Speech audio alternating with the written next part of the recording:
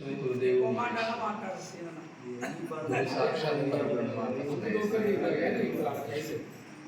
శ్రీ శ్రీ బాలీశ్వరమాత ఆశ్రమం జగన్నాథ స్వామి 13వ ఆరాధన వచ్చినటువంటి మా మిత్రులు భక్తులందరికీ పేరు పేరున నమస్కరిస్తూ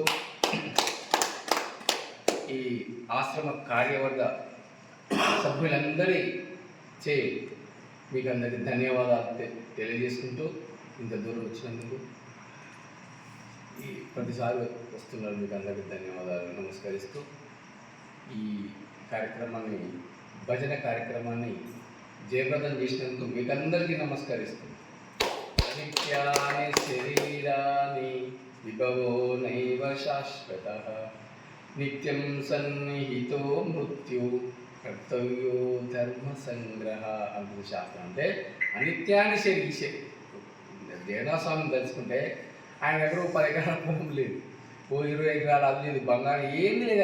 ఆయన సంపాదించుకుందంటే భగవంతుని యొక్క సారాంశం తెలుసుకొని ఆయన 18 సార్లు దీక్ష 41 రోజులు చేసి ఆయన యొక్క తపస్సంపన్నులు కాబట్టి ఆ తపస్సు ఇక్కడ జపం ఉంది కాబట్టి మనందరం పిలిచేంత వరకు పోదాం జగన్నాథ సమాశ్రమం అంటే ఈరోజు భజన పోదాం అంటే ఈ మన భక్తులకు ఎవరు భజన అవుతుంటే అసలు ఆడనే అది కాదు.